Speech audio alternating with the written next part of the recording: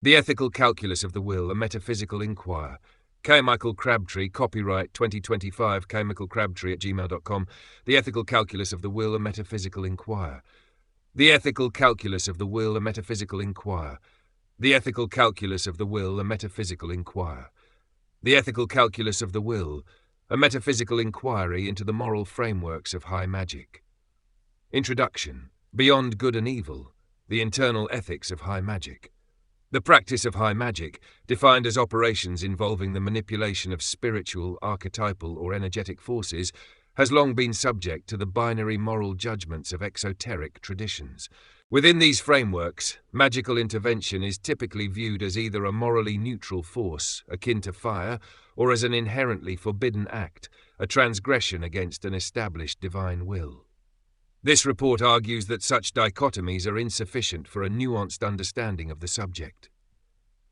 The ethical frameworks of high magic are not external moral codes imposed upon a neutral practice. Rather, they are intrinsic to its metaphysical structure. Within these esoteric systems, morality is not merely a question of right or wrong actions, but a complex calculus of cosmic alignment, the spiritual purity of the operator, and the ultimate source of the acting will. The prevailing exoteric standard fails to account for the sophisticated and often paradoxical internal ethical systems that govern the traditions themselves. This report moves beyond the simplistic binary to explore these internal moralities, deconstructing their unique approaches to concepts of intent, consequence, and the spiritual status of the practitioner. Employing a comparative methodology, this analysis will examine primary and secondary source material from key Western esoteric traditions, principally Kabbalah, Hermeticism, and Thelema, to delineate the boundaries between legitimate spiritual striving, theurgy, and acts defined by the traditions as malefic, hubristic, or karmically perilous.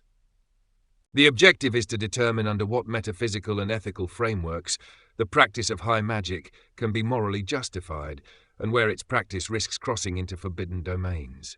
Part 1. A Lexicon of Esoteric Morality.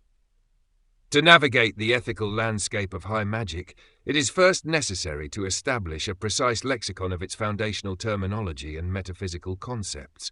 These principles form the architecture of the esoteric worldview and are the basis upon which its moral calculus is built. Theurgy and Goetia, the axis of magical practice. The primary ethical tension within ceremonial magic is articulated through the distinction between high magic or theurgy and low magic, often categorized as Goetia or coercion. This division, while seemingly straightforward, reveals a complex interplay of intent, method, and spiritual ambition. Defining the pole's theurgy, high magic is defined as a system of ritual magic performed with the intention of invoking divine action, with the ultimate goal of achieving henosis, uniting with the divine and perfecting oneself. Its purpose is explicitly non-material. It is concerned with drawing down forces and energies from heaven to achieve unity with divinity, not with worldly gain. Theurgy is the path of spiritual elevation, the purification and exaltation of the soul. The fundamental ethical question surrounding theurgy, as identified in the core problem statement, is whether this striving to transcend the human condition is a legitimate spiritual aspiration or an act of profound hubris. Hellenic traditions, for instance, warn against the arrogance of attempting to become a god, framing it as one of the greatest sins that inevitably leads to a downfall or nemesis. The Delphic maxim, "Know thyself," is interpreted not as an encouragement for self-deification, but as a warning to remember one's mortal nature.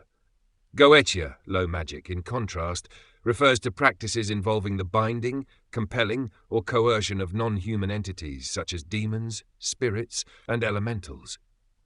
The term originates from the Greek goteia, which from its inception carried negative connotations of fraudulent, unconventional, and dangerous rites. Historically, it was a derogatory term used to denote low, specious, or fraudulent magia, as opposed to the divine magic of theurgy. The central ethical issue in Goetia is the morality of spiritual coercion. It raises questions about the legitimacy of enslaving or compelling intelligent, non-human beings to serve the magician's will, a theme that will be explored in depth in Part 2 of this report. Historical and social context. This distinction is not merely functional but is also rooted in historical and social stratification. High magic, with its complex rituals and sophisticated paraphernalia, was historically the domain of a wealthy, educated, and predominantly male elite. Low magic, conversely, was associated with peasant and folk traditions, simpler spoken spells, and practitioners who were often rural and female. This classist and gendered hierarchy has inevitably coloured the moral judgments applied to each practice, with high often being implicitly coded as superior and low as base or suspect. The operational distinction between theurgy and goetia is not absolute, but represents a spectrum of intent and method. A critical examination reveals that many foundational texts of high magic incorporate goetic practices as a necessary, albeit perilous, component of the adept's journey. Grimoires like the Lemegeton, which contains the infamous Ars Goetia, were not written for dabblers in sorcery, but for ceremonial magicians on a fundamentally theurgic path. The methods prescribed within these texts create a significant ethical paradox. Goetic rituals frequently employ theurgic tools, such as the invocation of divine and angelic names, not for communion, but as words of power to threaten, bind, and command demonic entities. This synthesis of methods suggests a form of spiritual consequentialism, where the ethical calculus is hierarchical. The act of coercing a lesser entity is justified by the pursuit of a greater good, namely, the operator's own spiritual ascent and attainment of divine knowledge. The system posits a moral framework in which the spiritual status and ultimate goal of the magician are believed to sanctify otherwise questionable methods. The line between the two practices is therefore blurred, defined less by the external action and more by the internal state and ultimate objective of the operator. The Kabbalistic cosmos as a moral arena. The moral cosmology for much of Western esotericism is derived from the creation myth of Lurianic Kabbalah. This complex metaphysical drama establishes a universe born from divine crisis, imbuing creation itself with a moral imperative that defines the role and ethical responsibility of the magician. The metaphysics of imperfection.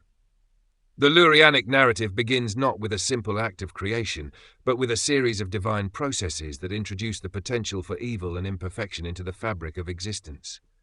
Tzimtzum contraction. Before creation, the infinite divine essence, the Ein Sof, filled all reality.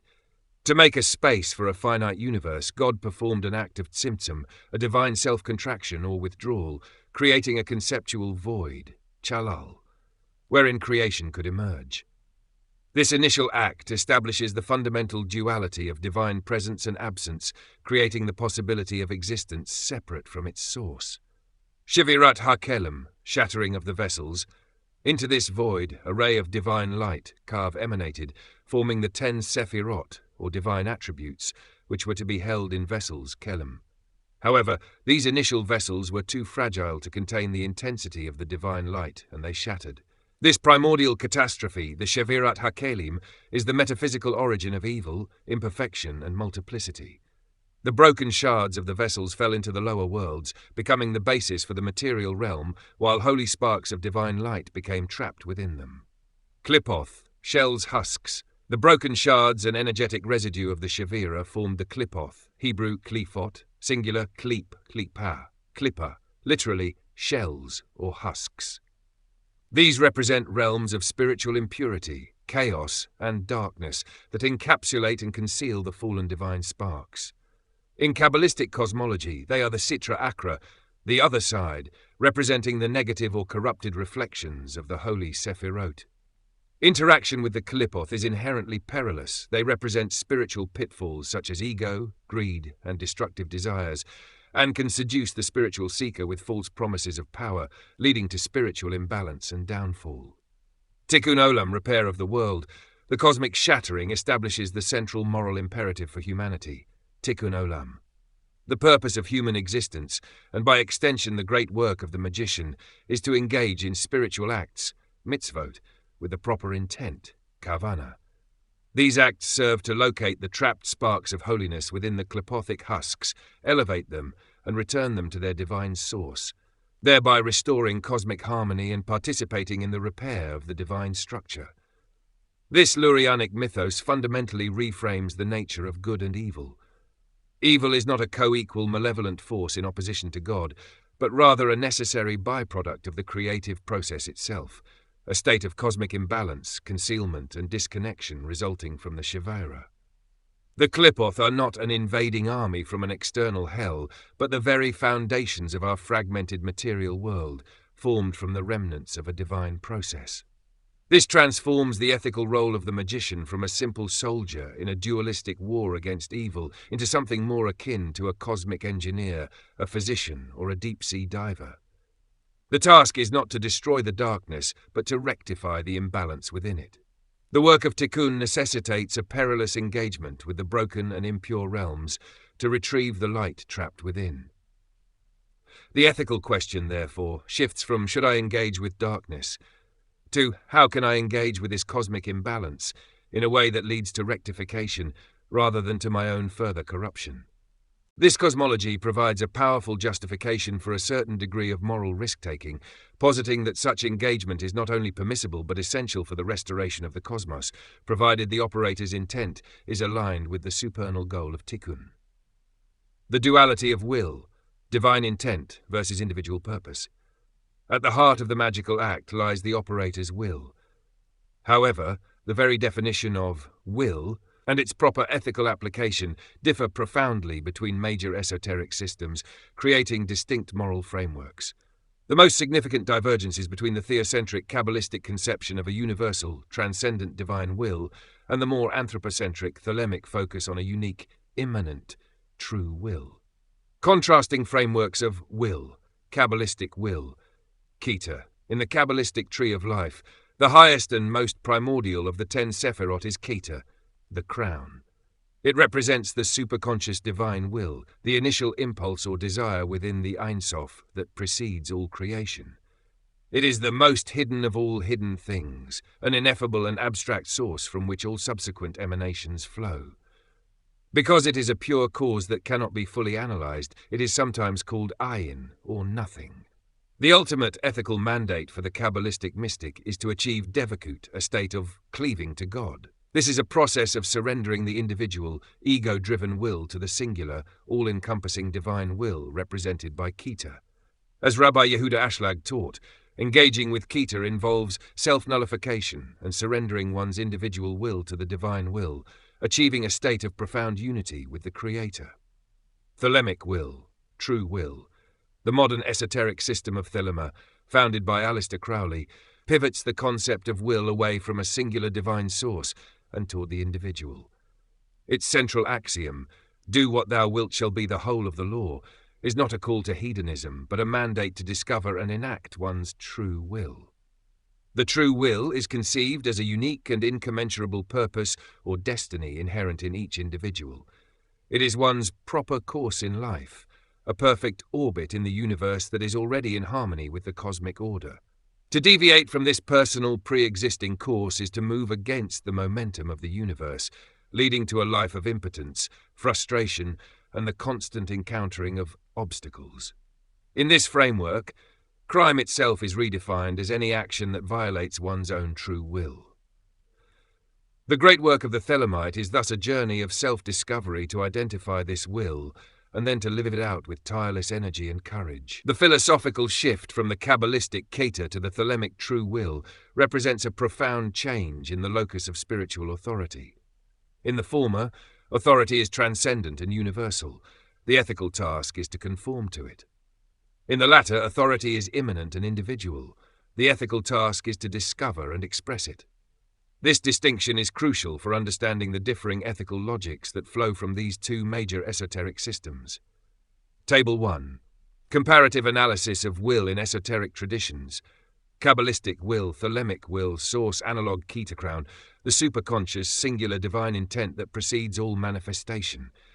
The unique, inherent nature of the individual, one's perfect orbit in the universe, the voice of the holy guardian angel. Nature transcendent, universal, and the ultimate source of all creation.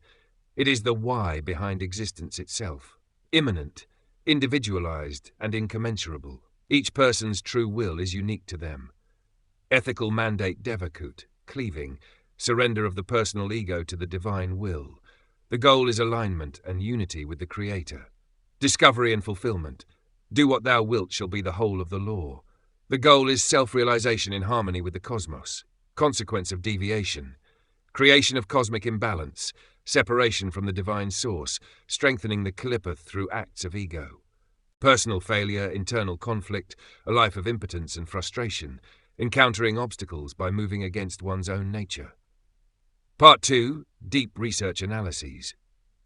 This section delves into the 3 core areas of esoteric morality identified in the project scope, applying the foundational concepts to analyze the specific ethical dilemmas inherent in magical practice. A. The sovereignty of spirits, agency and coercion in goetic practice. The practice of Goetia, centered on the summoning and commanding of spirits, presents one of the most acute ethical challenges in all of magic, the morality of spiritual coercion. An analysis of the grimoiric tradition reveals a complex and often contradictory set of justifications for this practice, ranging from theological mandate to psychological allegory. Source analysis of grimoiric method.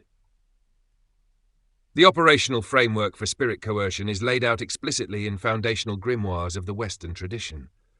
The Ars Goetia, the first book of the 17th century Lemegeton Clavicula Salomonis, the Lesser Key of Solomon, is the quintessential example. It provides a detailed catalogue of 72 spirits, allegedly first summoned and bound by King Solomon, and gives precise instructions for their conjuration. The methodology is overtly and unapologetically coercive. The magician is instructed to use a protected space, the magical circle, constrain the spirit within a designated area, the triangle of art, and employ a series of conjurations, threats and curses to force the entity to appear and obey. Crucially, the authority wielded by the magician is not presented as inherent, but as derived from a higher power. The rituals are saturated with the invocation of divine and angelic names, which are used to establish an unassailable spiritual hierarchy. The magician positions himself as an agent of the divine, operating with God's authority to command lesser and often explicitly demonic spirits. This appeal to a higher authority constitutes the primary internal justification for the act of coercion.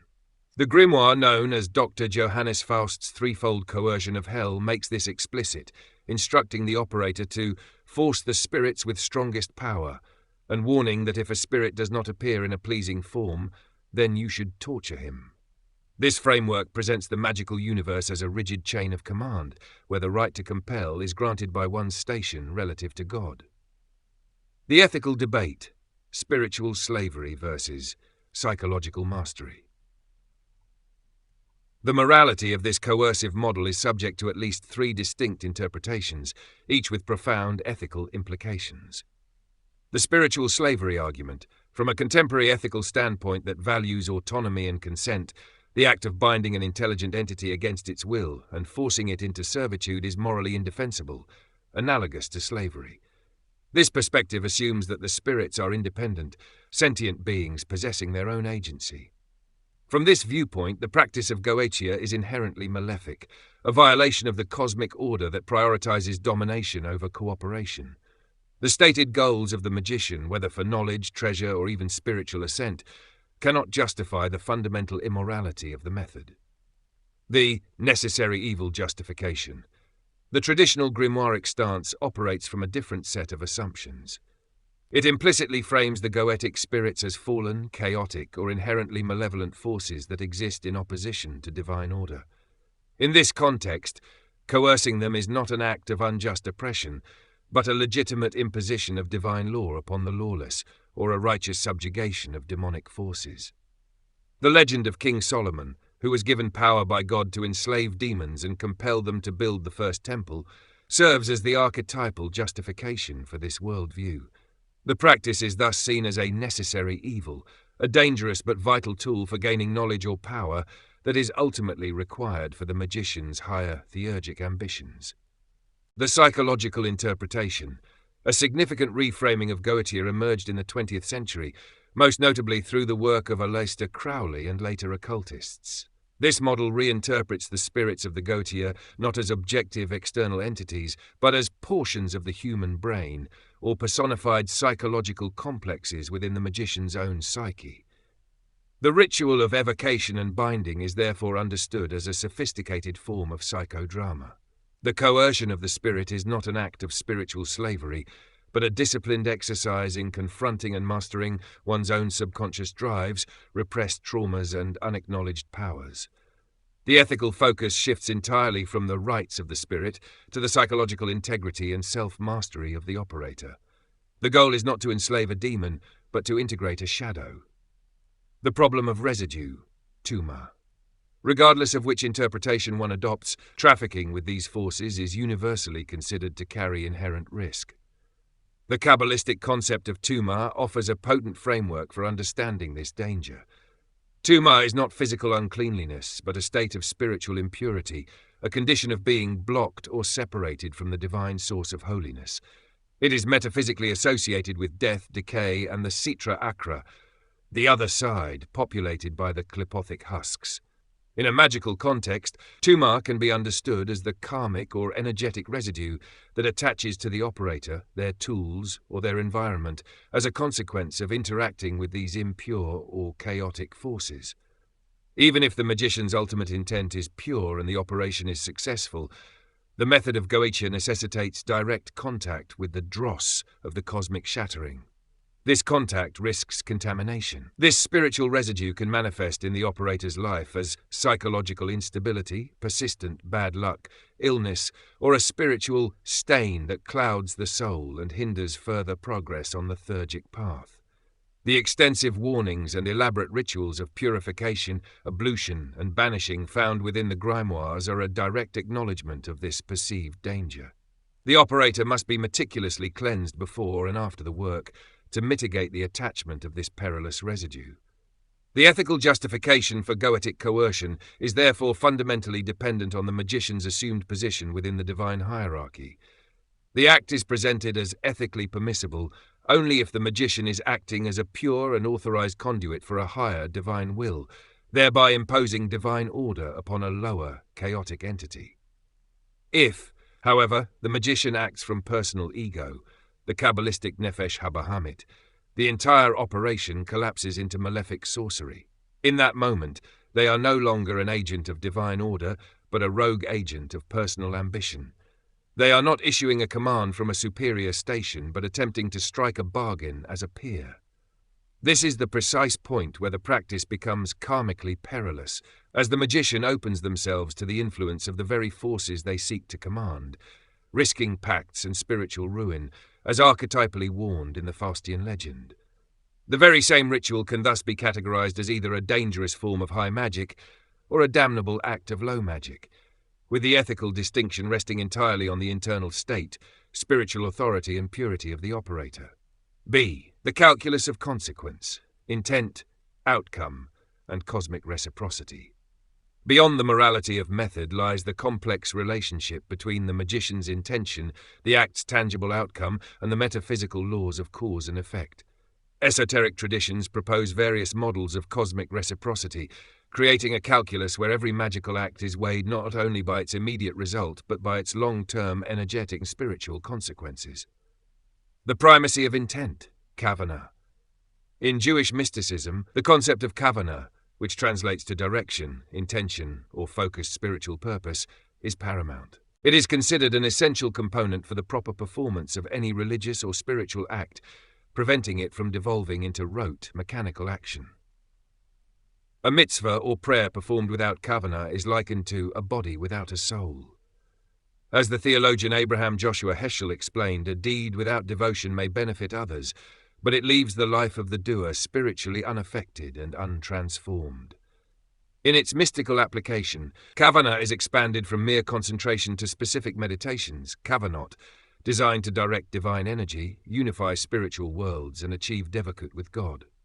This profound emphasis on intent places an enormous ethical weight on the operator's internal state. It raises a critical question: can a pure kavanah, e.g. the sincere desire to heal a sick child, ethically justify the use of morally hazardous techniques?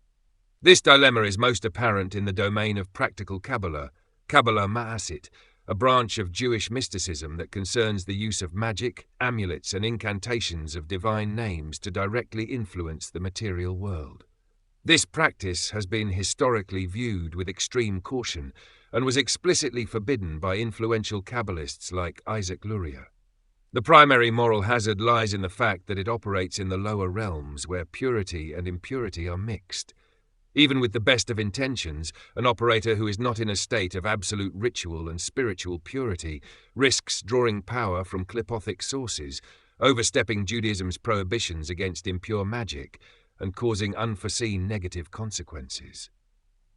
The failure of the 15th century mystic Joseph Della Reina, who attempted to hasten the Messianic age through coercive magic and was disastrously defeated, stands as a stark warning of these perils. This creates a profound moral hazard. If pure intent is the primary ethical determinant, it can lead to a form of spiritual solipsism. An operator, convinced of their own purity, may feel justified in employing dangerous or coercive methods, ignoring the objective risks of the technique and the agency of any other beings involved.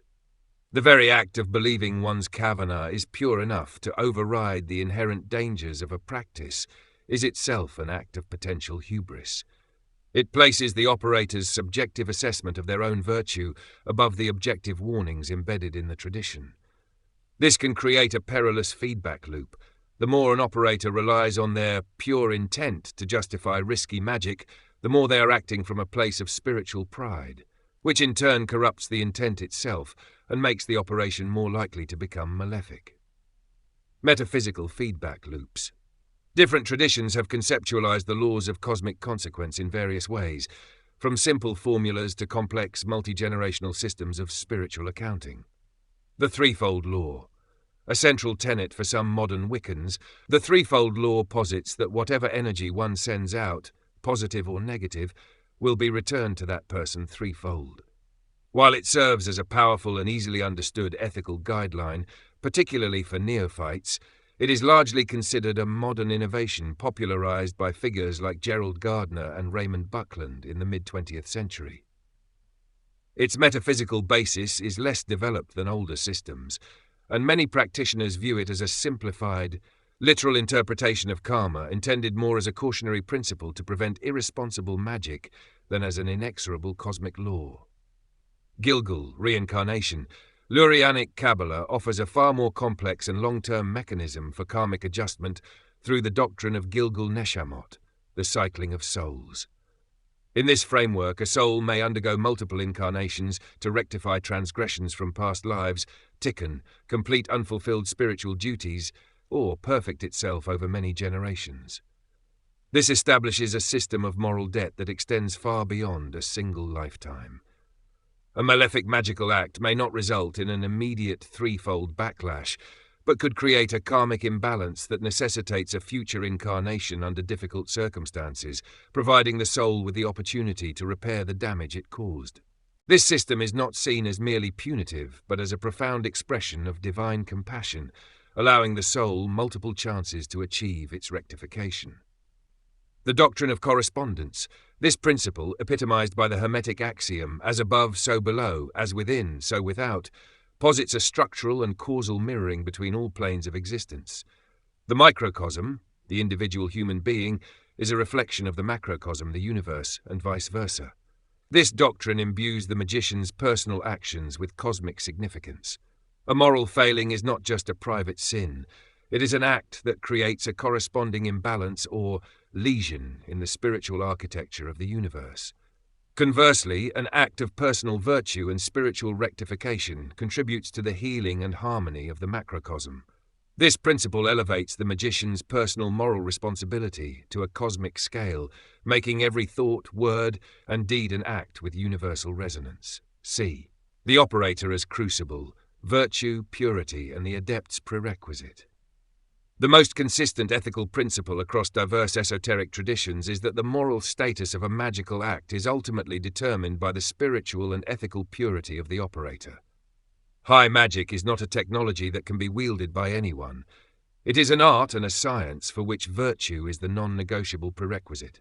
The operator is not merely a user of a system, but is themselves the central component, the crucible in which divine will is either transmitted purely or corrupted by personal ego. The ethical foundation of the adept. A high level of moral integrity and spiritual purity is not merely an advisable preparatory step, but is considered an absolute prerequisite for safely and effectively engaging in high magic. Kabbalistic sources stress the need for purity of heart, humility, compassion and control over base passions like anger, greed and pride before undertaking the spiritual life. Similarly, the tradition of practical Kabbalah was censored and reserved only for the most holy and responsible of individuals, as its practice by an impure person was deemed extremely detrimental to all involved. The goal of this rigorous preparation is to achieve Dvekut, a state of cleaving to God, where the operator's personal consciousness and will are so aligned with the divine will that they become a clear and unblemished channel for its expression. This state of purity is considered the only true form of protection against the manifold dangers of magical practice. The corruption of the ego, Nefesh HaBahamit. Kabbalistic psychology provides a precise model for understanding the source of ethical failure in the dualistic nature of the human soul. According to the Tanya and other Hasidic texts, every person possesses two souls, the Nefesh HaElokis, the godly soul, and the Nefesh HaBahamit, the animal soul. The Nefesh HaElokis is described as literally a part of God above. It is the source of the Yetzer Tov, the good inclination, and its fundamental desire is to cleave to godliness and fulfill the divine will. The Nefesh HaBahamit is the soul of vitality that animates the physical body. It is the source of all natural, self-centered, and physical desires, hunger, passion, and the drive for self-preservation and self-gratification. This soul is not considered inherently evil. Its drive is parev, neutral. However, because it is fundamentally self-centered, it gives rise to the Yetzer Hora, the evil inclination, whenever its desires run contrary to divine law or the spiritual aspirations of the Gidli soul. It is the seat of the ego, arrogance, anger, and the lust for personal power and gain. These two souls are in a constant state of conflict for control of the individual's thoughts, speech, the key question, the source of the will. This psychological framework provides a definitive answer to the question of what makes a magical act immoral. If a magical operation is initiated from the Nefesh HaBahamit, driven by ego, lust for power, greed, pride, or any other self-serving desire, it is, by definition, an unholy and malefic practice. This holds true regardless of the ritual's form or its stated superficial outcome. The failure to achieve the ethical prerequisite of purity means that the operator is not acting as a clear channel for the divine will, which emanates from the Nefesh HaElokis. Instead, they are acting as a conduit for their own egoistic and animalistic desires. According to Kabbalistic cosmology, such an act of self-assertion inherently strengthens the Sitra Achra, the other side, whose very essence is separation from God through the assertion of self. It creates spiritual impurity, tuma, and generates negative karmic consequences. Therefore, the source of the will is the ultimate ethical determinant. An act of healing, performed to demonstrate one's own power or to gain fame, is, in this calculus, ethically more corrupt and spiritually damaging than a ritual curse performed by an adept who genuinely believes they are acting as an instrument of divine justice. The former is an act of the Nefesh HaBahamit, while the latter, however questionable from an external viewpoint, may originate from the Nefesh HaElokis.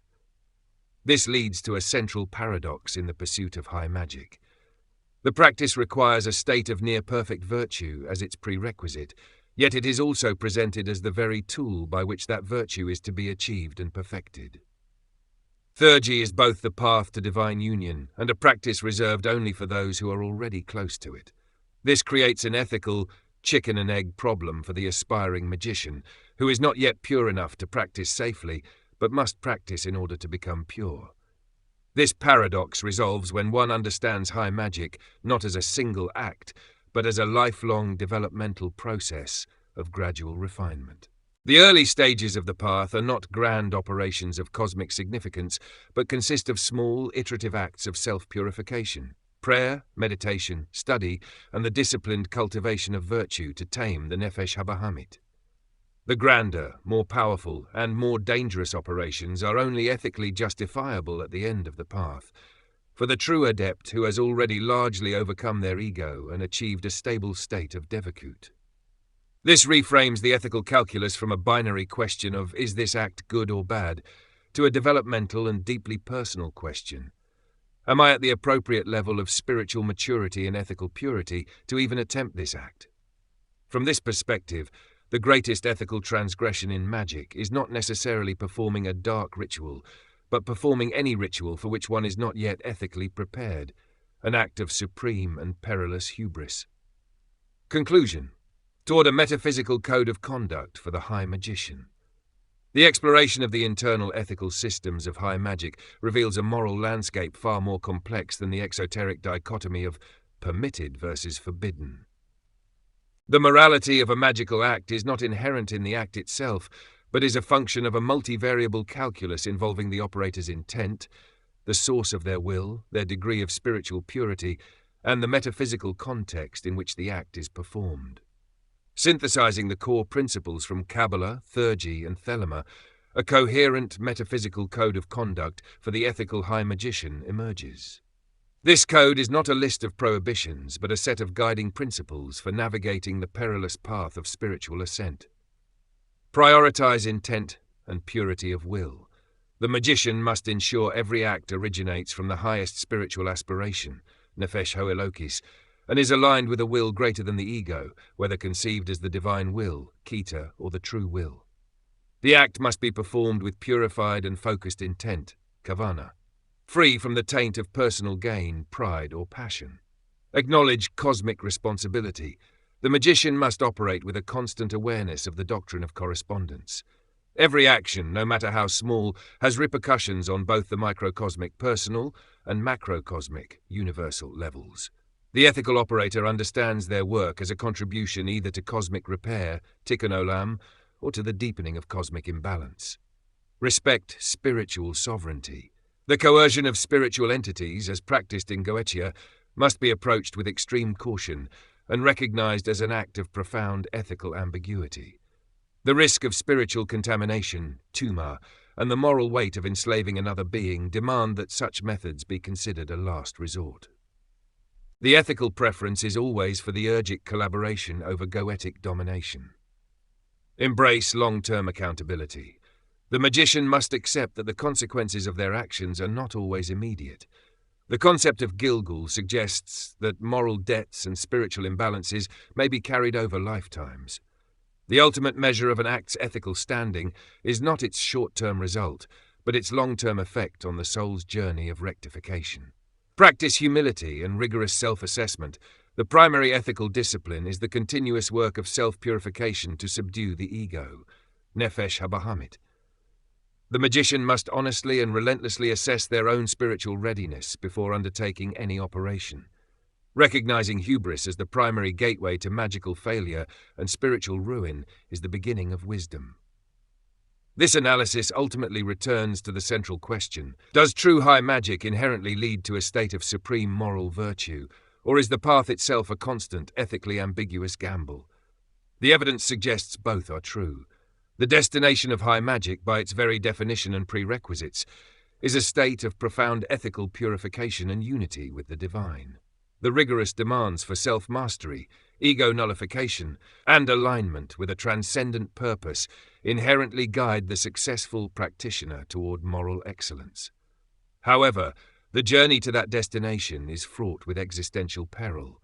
The tools of ascent are indistinguishable from the instruments of damnation. The only difference lies in the hand that wields them.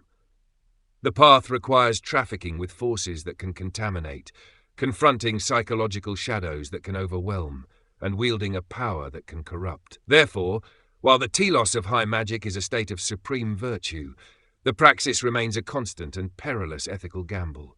Every ritual is a test, and every act of will is a judgment. The fine line between the urgist and sorcerer is not drawn by the words of the incantation or the symbols on the floor, but by the purity of the heart that performs the work. ObsidianTavern.com. The Conundrum of Magic. Ethical Dilemmas in Crafting Magic Systems opens in a new window. Reddit.com. What are your witchcraft rules ethics? r/saswitches Reddit. Opens in a new window. Prezi.com. Ethical Defense of Magic. Charlie Luo Prezi. Opens in a new window. nworld.org. Ethics of Magic, ENWorld, D&D and Tabletop RPG News and Reviews. Opens in a new window. LukeMastin.com. Theurgy, Related Beliefs, Witchcraft, Luke Mastin.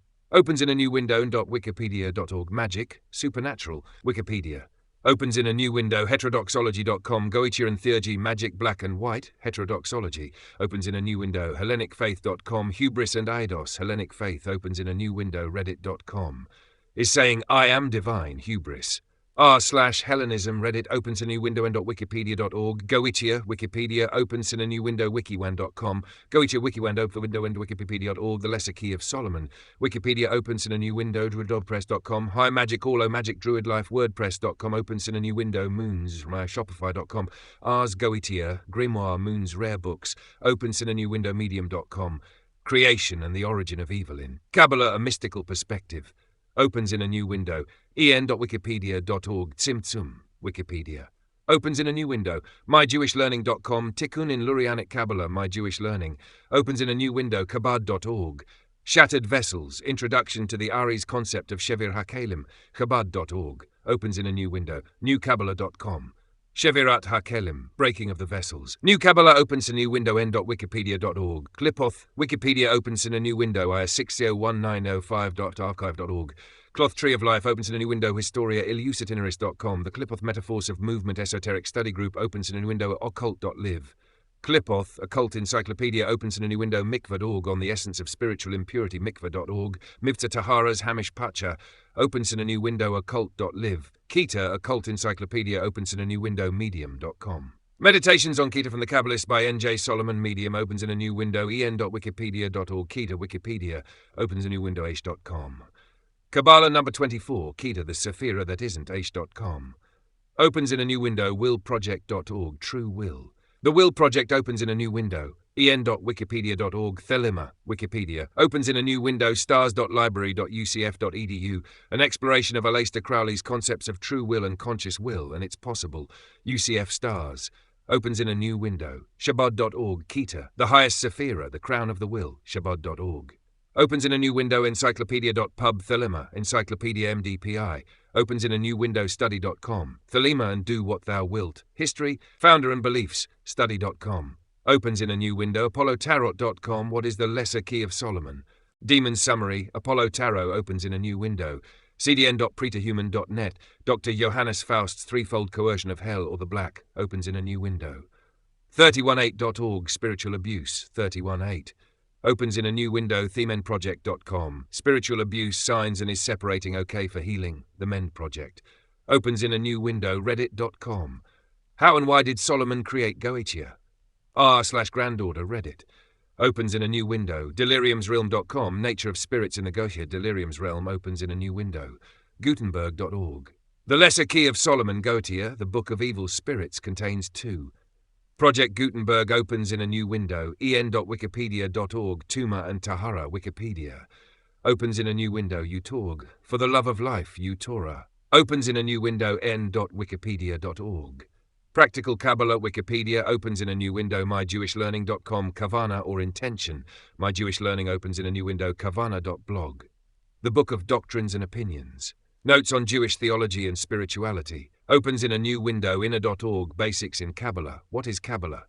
Part 4. Practical Kabbalah, Galinai.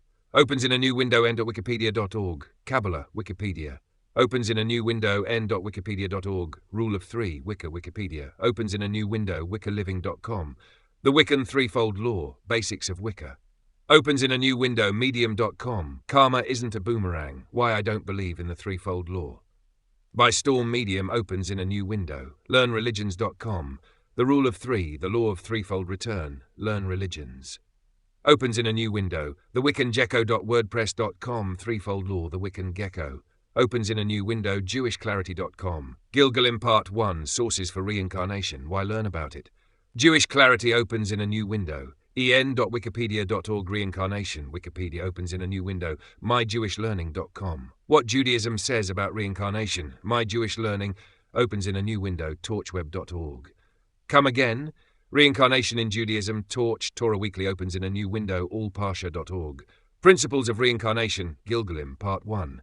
Sources for Reincarnation. Why learn about it? All Parsha opens in a new window. jewishclarity.com. Gilgalim Part 3. Various reasons for Gilgal. How to avoid it. Jewish Clarity. Opens in a new window. abrahamicstudyhall.org. Gilgal. The concept of reincarnation according to the Jewish Kabbalah. Opens in a new window, thegivinguniverse.com, correspondence, The Giving Universe. Opens in a new window, en.wikipedia.org. Microcosm macrocosm analogy, Wikipedia. Opens in a new window, thewindingstairs.com, as above so below, as within so without, The Winding Stairs. Opens in a new window, en.wikipedia.org, Mutt, Wikipedia. Opens in a new window, rssb.org, Chapter 10. The Middle Ages. Early Kabbalah, the mystic heart of Judaism. rssb.org opens in a new window. Shabbat.org, Nefesh HaBahamis, animal soul. Nefesh HaElokis, goodly soul. Opens in a new window, Chabad.org, the soul and the afterlife. Chabad.org opens in a new window, and .wikipedia.org, divine soul. Wikipedia opens in a new window, and .wikipedia.org. Animal soul. Wikipedia opens in a new window, oakthorn.net. Goetia, oakthorn wiki, oakthorn.net opens in a new window, youtube.com. 3 things almost everyone misses about the RS Goetia. YouTube opens in a new window, youtube.com. Goetia explained 20th and 21st centuries developments. YouTube opens in a new window, reddit.com. Miscellaneous heroic spirit. Concepts Ars Goetia r/granddaughter Reddit. Opens in a new window, jsouthernstudio.com. Spellwork sessions, low magic vs high magic. Jsouthern Studio opens in a new window. wizardofsorts.com. The ethics of magic, balancing the desire to entertain with the responsibility to be honest. Eddie Fairman opens in a new window. reddit.com. So apparently Thelema is actually a religion. Ars Hukai Thread Reddit opens in a new window. handwiki.org religion. Kilaithoth handwiki opens in a new window, exploringjudaism.org. The interplay of routine and intention, Kiva and Kavanagh, Exploring Judaism, opens in a new window, marymeasum.medium.com, A Taste of Kabbalah. What is an Intention, by Mary Measum Medium, opens in a new window, researchgate.net. Jewish Mysticism and Morality, Kabbalah and its Ontological Dualities, opens in a new window, youtube.com. Every Demon from the Ars Goetia, 72 Demons of the Lesser Key of Solomon, YouTube, opens in a new window, reddit.com. What can you tell me about Gilgul? r/Judaism, Reddit, opens in a new window. fssdama.org, Spiritual Abuse, Family Support Services, opens in a new window. swlaw.edu, Fearing the Dark, the use of witchcraft to control human trafficking victims and sustain vulnerability. Southwestern Law School, opens in a new window, goodreads.com. Quote by Aleister Crowley, the ethical aspect of the law of Thelema is sim. Goodreads opens in a new window, aifs.gov.au, Understanding Spiritual and Religious Abuse in the Context of Interpartner Violence, opens in a new window, mdpi.com. The Loss of the Self, Spiritual Abuse of Adults in the Context of the Catholic Church, mdpi. Opens in a new window, inner.org, Beginner Level Kabbalah, the Tefet, Kita, Crown, Galai. Opens in a new window, wisdomlib.org, Karmic Residue, Significance and Symbolism. Opens in a new window, gotquestions.org, What is Thelema? Gotquestions.org. Opens in a new window, wisdomlib.org, Karmic Residua, Significance and Symbolism. Opens in a new window, grimnisspeaks.com, Karma and the Rule of Three, Grimniss Speaks. Opens in a new window, scribd.com, Grimoire, PDF, Occult, Supernatural, Scribd. Opens in a new window, reddit.com, What's the point of Grimoire at this point? r/Blackclover, Reddit. Opens in a new window, mygewishlearning.com, Why Kabbalah is Considered Dangerous. My Jewish Learning opens in a new window, reddit.com. Theory about grimoires, r/Blackclover, Reddit, opens in a new window, thelibraryofmyth.com, Grimoire of Grimoires, The Library of Myth opens in a new window. Kabbalah and Jewish Mysticism, Judaism 101, Jewifak, opens in a new window, blogs.timesofisrael.com. What is a soul? 3.5. The Many Souls of Man, How Many Souls? Alexander Rise Poltorak, opens in a new window, reddit.com. What the hell is hubris anyway? r/Dionysus, Reddit. Opens in a new window, blog.downloadyouthministry.com. One word that could destroy your ministry, part 2, hubris. Opens in a new window, unpack.education. What is Kabbalah? Unpacked for educators. Opens in a new window, reddit.com. Dancing on the line between high magic and Hellenism, aka theurgy. Am I a witch or am I just religious? r/Hades, Reddit, opens in a new window, medium.com, The Truth About Hubris. Hubris is one of the most misunderstood by Nick Shadowhawk Medium, opens in a new window, Quora.com. What might ethical altruism have in common with the Kabbalah and Torah? Quora opens in a new window, maxsphere.mamaster.ca. The relationship between the microcosm and the macrocosm as expressed in the principal Upanishads, Maxsphere. Opens in a new window, iep.utm.edu, Plato, Organicism, Internet Encyclopedia of Philosophy. Opens in a new window en.wikipedia.org, Gilgal, Wikipedia. Opens in a new window archive.org. Theories of macrocosms and microcosms in the history of philosophy. Opens in a new window chabad.org. Men, not women. Reincarnate, Gate of Reincarnations, Chapter 20, Section 2, Shabbat.org. Opens in a new window, bitamuna.org, Reincarnation, The Watchman. Opens in a new window, Association for Jewish Studies.org. Do Jews believe in magic? Transcript, Association for Jewish Studies, opens in a new window, youtube.com, The Hermetic Principle of Correspondence, as above so below, YouTube. Opens in a new window, Chabad.org. Do Jews believe in magic or witchcraft? If yes, how and why does it work? Shabbat.org. Opens in a new window, iep.utm.edu. Aztec Philosophy opens in a new window, Shabbat.org. Nefesh, Ruach and Neshama for a slightly new Gilgal. Gate of Reincarnations, Chapter 3, Section 8. Shabbat.org. Opens in a new window. MyJewishLearning.com, Jewish Attitudes Toward Magic. Opens in a new window, ejm2007.blogspot.com. Jewish Reincarnation? Gilgal of the Souls. Opens in a new window, en.wikisource.org. Swedenborg's Doctrine of Correspondence, the General Doctrine. Wikisource, the free online library. Opens in a new window, youtube.com. The Law of Correspondence, as above so below. Audiobook, YouTube. Opens in a new window, onehouse.kabbalah.com. Seizing Spiritual Opportunities, the Kabbalah Center. Opens in a new window, JewInTheCity.com. Does Judaism believe in witchcraft and magic? Jew in the City. Opens in a new window. JPS.org, Ethical Tales from the Kabbalah, the Jewish Publication Society. Opens in a new window, EndWikisource.org. Swedenborg's Doctrine of Correspondence, the Science of Correspondence. Wikisource, the free online library. Opens in a new window, Reddit.com. Modern Jewish mysticism has a tradition of the transmigration of souls, Gilgal Neshamot. Do scholars recognize this belief or any plausible antecedents to it among Jews of antiquity? Reddit opens in a new window, alephbeta.org. What do Tuma and Tahara mean today? Aleph Beta. Opens in a new window, Shabbat.org. The Inner Rhythm of Tuma, an essay on Parshat Metzora, Shabbat.org. Opens in a new window, christianbook.com. Ethical Tales from the Kabbalah, Stories from the Kabbalistic Ethical Writings. Aryeh Weinman, 970827666814, christianbook.com. Opens in a new window, quantumtorah.com. Tuma and Tahara, Torah and Science. Opens in a new window, barnesandnoble.com. Ethical Tales from the Kabbalah, Stories from the Kabbalistic Ethical Writings by Aryeh Weinman, paperback, Barnes & Noble. Opens in a new window, rochester.alma.exlibrisgroup.com. Ethical Tales from the Kabbalah, Stories from the Kabbalistic Ethical Writings.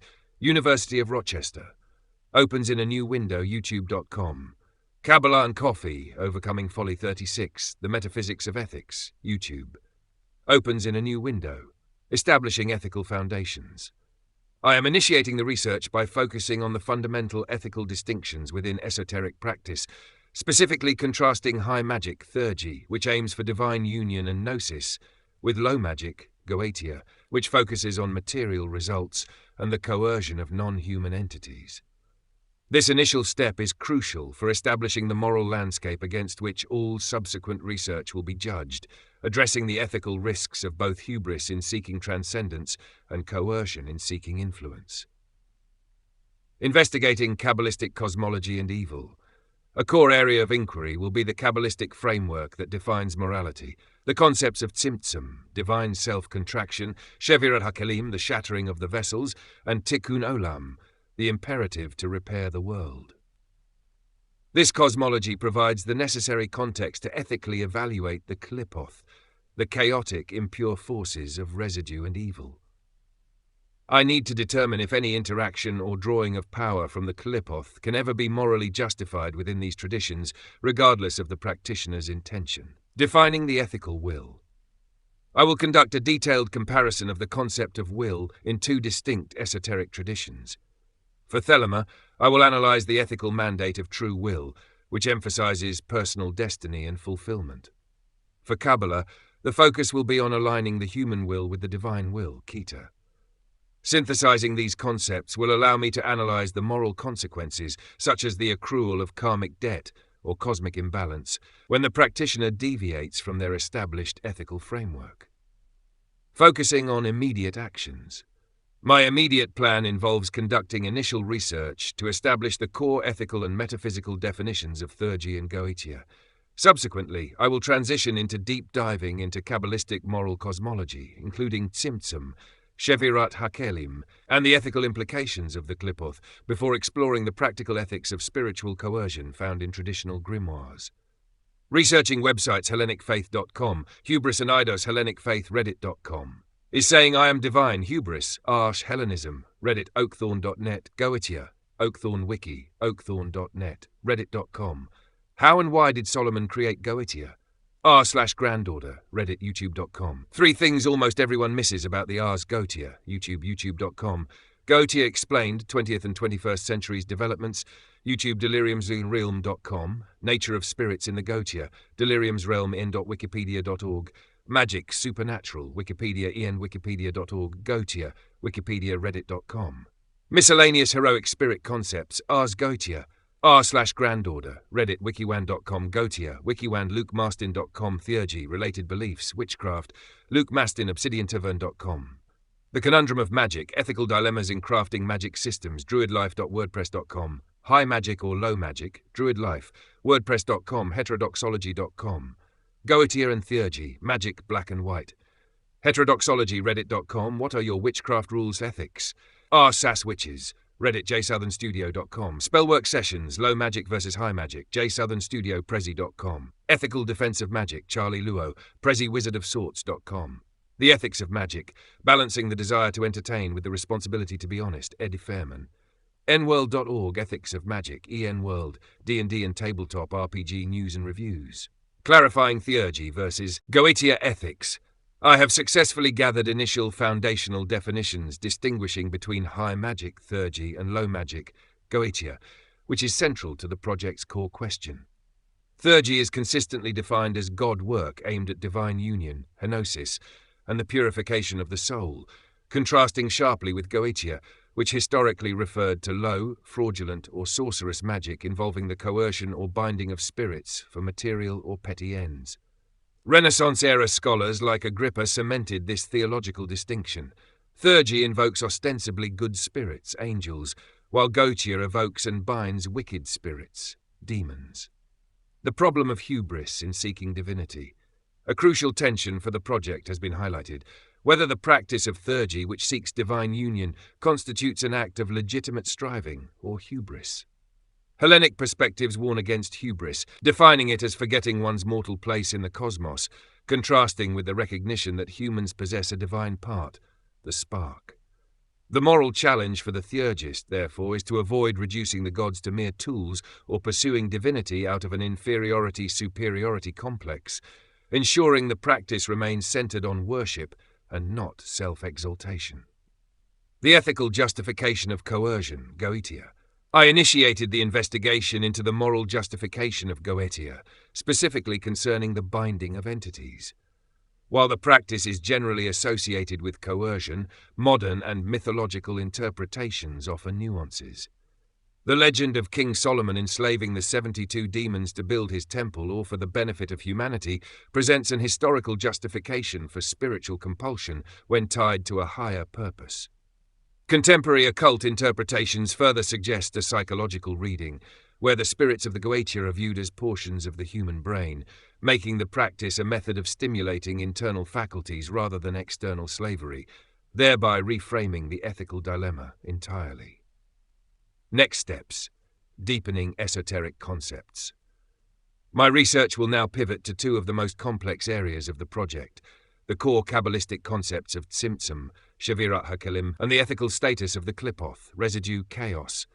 Understanding this moral cosmology is vital before I can analyze the practical grimoire ethics of spiritual agency and the role of impure energy.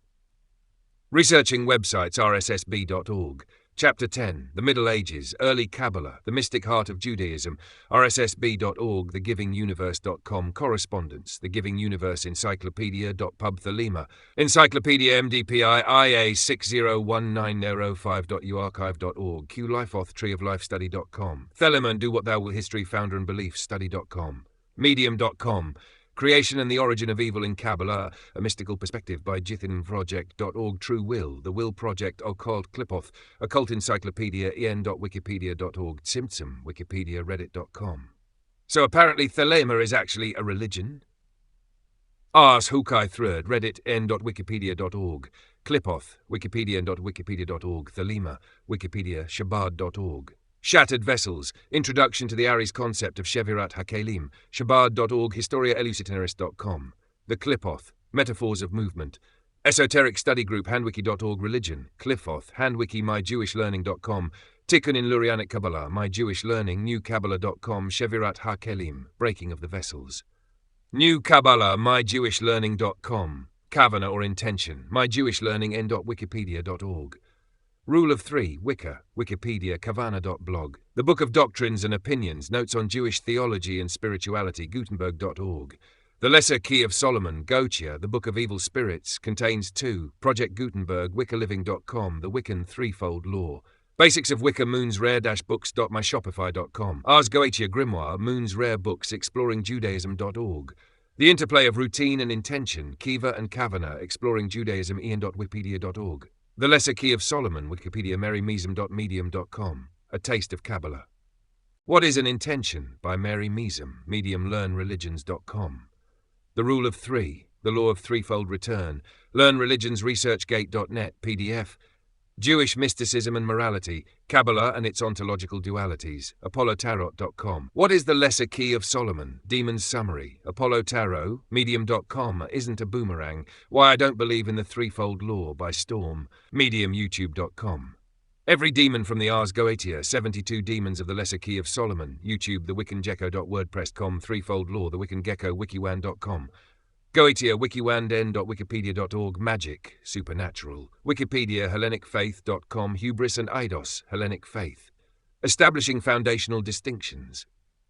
I have successfully established the foundational definitions that distinguish theurgy, high magic, focusing on divine union, from Goetia, low magic, focusing on spiritual coercion. The initial results confirm that the core ethical contrast lies between hubris, in the ergic striving, and coercion, in Goetic practice. I've gathered sources that frame Goetia's binding of spirits either as outright spiritual slavery or, alternatively, as a purely psychological exercise in stimulating parts of the practitioner's own brain, which fundamentally redefines the ethical problem of slavery, navigating hubris and divine connection. In addressing the ethical tension in theurgy, whether divine striving is legitimate or hubristic, I found a critical insight from Hellenic thought. True hubris is not the acknowledgement of a divine spark within, but the arrogance of reducing the gods to mere tools or striving for divinity with a misplaced, ego-driven ambition. This distinction confirms that the ethics of theurgy rest heavily on the attitude and intent of the practitioner rather than the act of reaching for the divine itself, setting the stage for the discussion on virtue ethics. Uncovering gaps and future focus. While the initial search has been productive, several key gaps remain before I can fully synthesize the ethical calculus. I have not yet found detailed information connecting the modern concept of the Wiccan threefold law directly to older specific metaphysical analogues like Gilgul, reincarnation debt. Crucially, the practical Kabbalistic ethics, including the specific research on Tuma, energetic karmic residue, and a detailed contrast between Kabbalistic will and Thelemic true will, require deeper, targeted exploration. I have also initiated, but not completed, the investigation into the ethical prerequisites of the adept, particularly the role of Devekut and the Nefesh HaBahamit, animal soul. Strategy for deeper analysis. My immediate plan is to execute a new set of focused inquiries to fill the identified conceptual gaps. I will be specifically seeking information on the moral imperative of Kavanah, spiritual intent, in magical operations, and the ethical framework that either justifies or condemns the binding of intelligent entities within grimoire traditions. This strategic shift will allow me to build on the foundation of what is theurgy Goetia, to move toward how are these practices justified or condemned internally. Researching websites jewishclarity.com. Gilgalim Part 1, Sources for Reincarnation, Why Learn About It. jewishclarity.en.wikipedia.org. Reincarnation, Wikipedia, Reddit.com. What can you tell me about Gilgul? r/Judaism, Reddit, mygewishlearning.com. What Judaism says about reincarnation, mygewishlearning318.org, Spiritual Abuse 318, medium.com. Meditations on Keter from the Kabbalists by N.J. Solomon, mediumthemenproject.com. Spiritual abuse, signs, and is separating okay for healing? The Mend Project, en.wikipedia.org. Thelema, Wikipedia, ffssama.org. Spiritual abuse, family support services.wikipedia.org. Kita, Wikipedia. SWLaw.edu. Fearing the dark, the use of witchcraft to control human trafficking victims and sustain vulnerability. Southwestern Law School, Goodreads.com. Quote by Alistair Crowley: the ethical aspect of the law of Thelema is SIM. Goodreads, ais.gov.au. Understanding spiritual and religious abuse in the context of intimate partner violence. Occult.live. Kita, Occult Encyclopedia, stars.library.ucf.edu. An exploration of Aleister Crowley's concepts of true will and conscious will and its possible. UCF Stars, mdpi.com. The Loss of the Self, Spiritual Abuse of Adults in the Context of the Catholic Church. mdpi shabbat.org. Kita, The Highest Sephira, The Crown of the Will. Shabbat.org, study.com. Thelema and Do What Thou Wilt, History, Founder and Beliefs, study.com, aish.com. Kabbalah number 24, Kita, The Sephira That Isn't, aish.com, inner.org. Beginner Level Kabbalah, The 10 Sephirot Kita, galayan.wikipedia.org. Tuma and Tahara, Wikipedia, wisdomlib.org. Karmic Residue, Significance and Symbolism, gotquestions.org. What is Thelema? Gotquestions.org, wisdomlib.org. Karmic Residua, Significance and Symbolism, mikvah.org. On the Essence of Spiritual Impurity, mikvah.org. Mivtza Tahara's Hamish Bacha, aleph-beta.org. What do Tuma and Tahara mean today? Aleph-beta grimneerspeaks.com. Karma and the Rule of Three. Grimneer Speaks, IA 601905.us.archive.org. Cleforth Tree of Life Medium.com. Creation and the Origin of Evil in Kabbalah, A Mystical Perspective. Willproject.org. True Will. The Will Project, Refining Ethical Distinctions in Magic. I have successfully gathered rich foundational information concerning the ethical distinction between Theurgy and Goetia.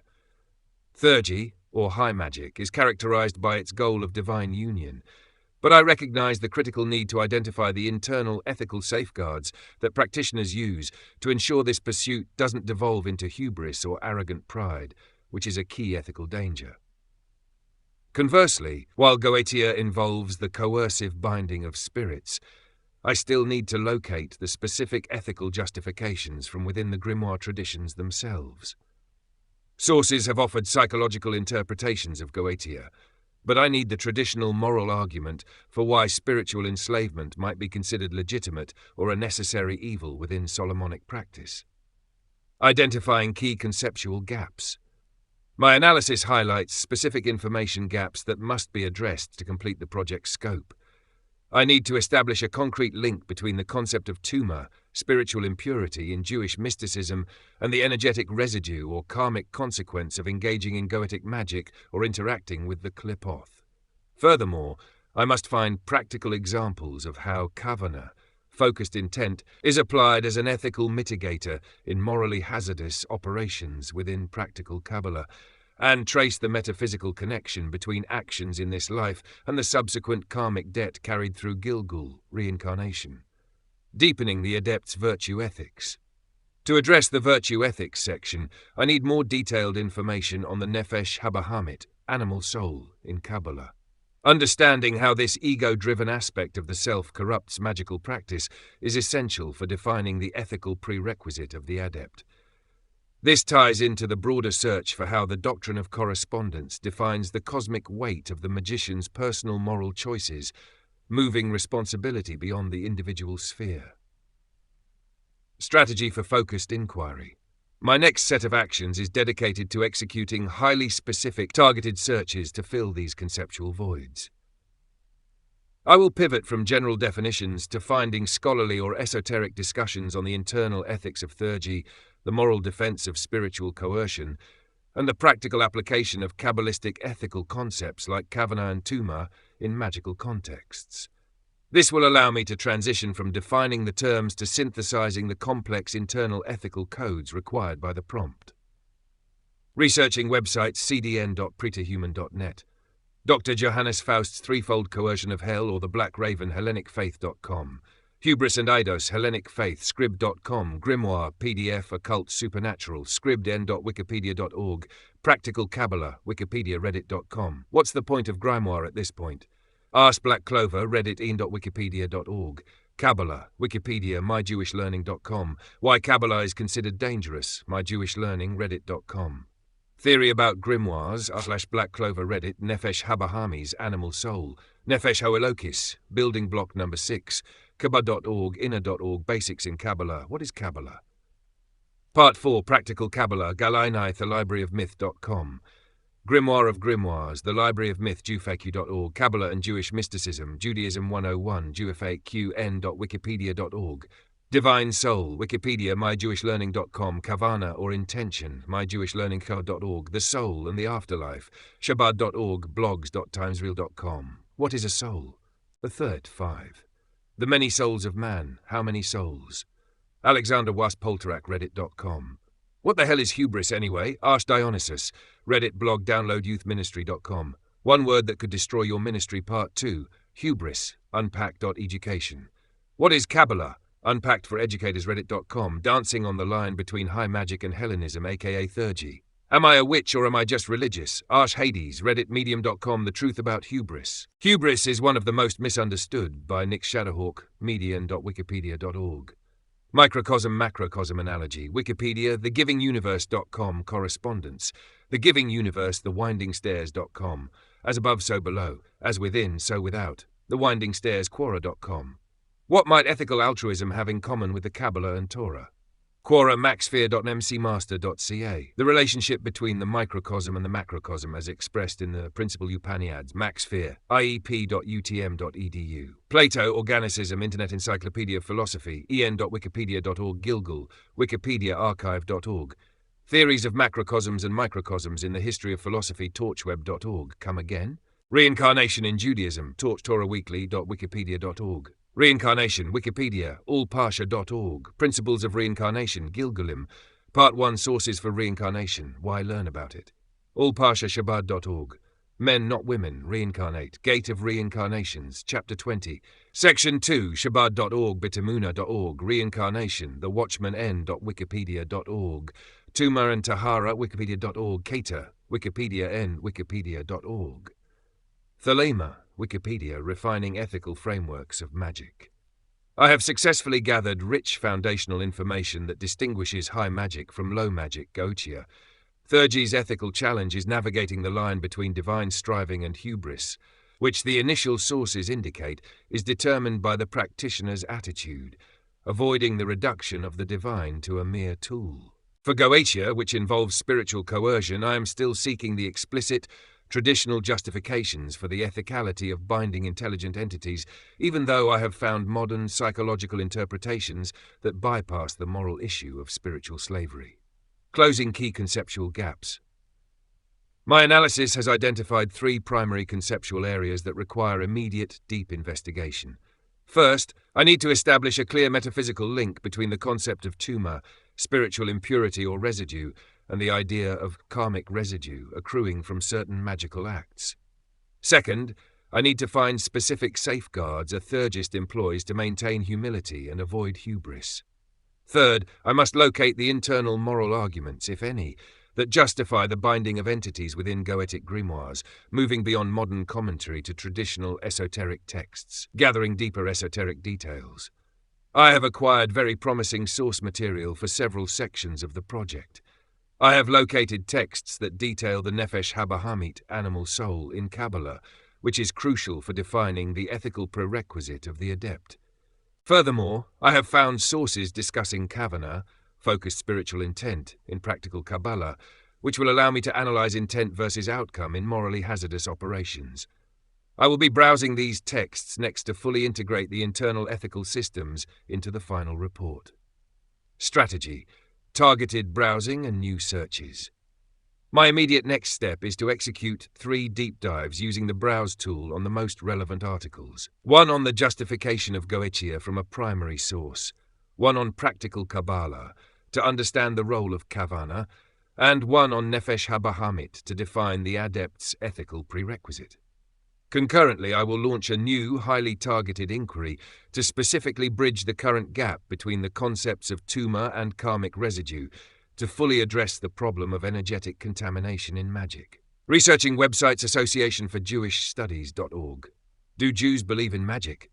Transcript, Association for Jewish Studies, en.wikipedia.org. Tuma and Tahara, Wikipedia, youtube.com. The Hermetic Principle of Correspondence, as above so below, YouTube.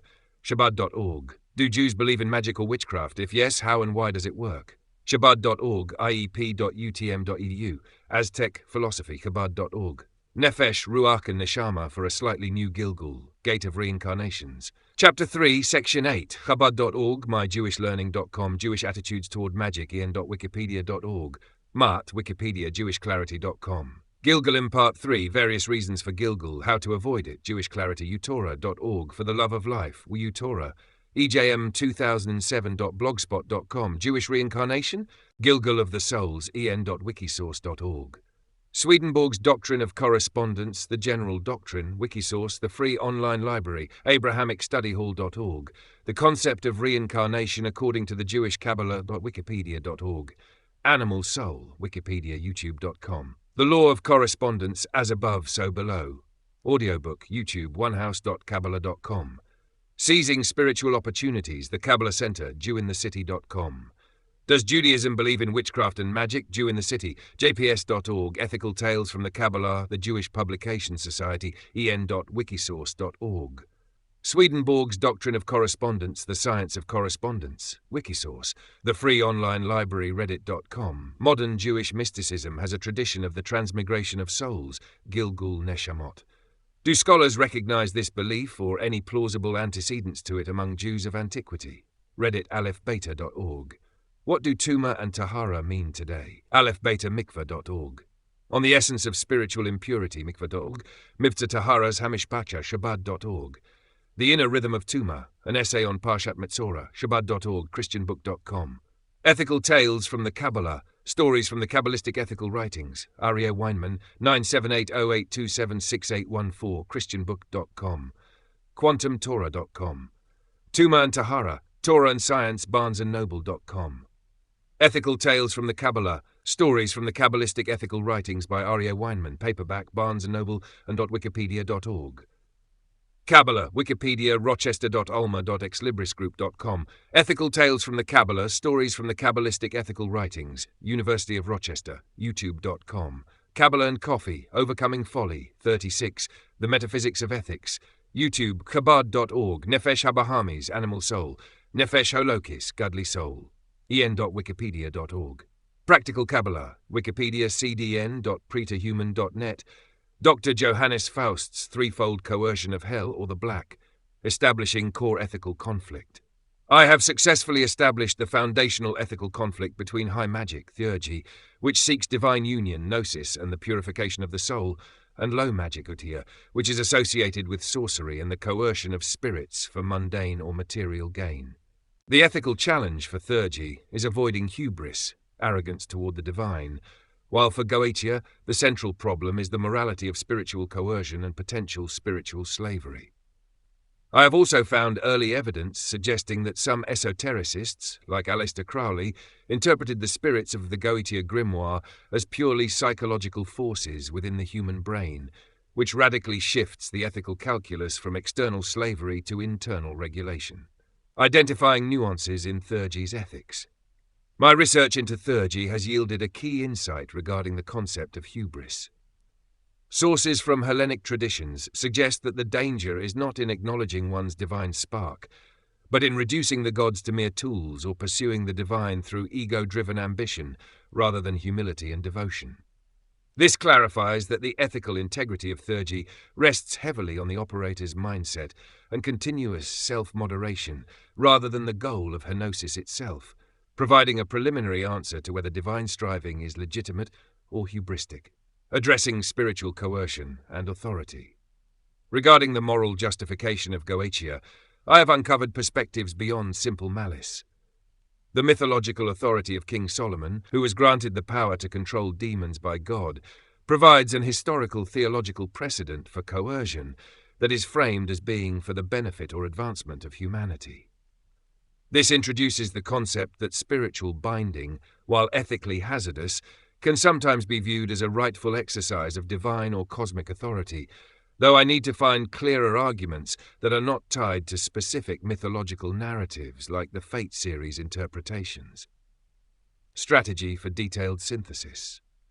I have now reached a critical point where I possess sufficient preliminary information to structure the ethical report, but I have identified precise gaps that require a final, targeted round of inquiry before I can move to synthesis.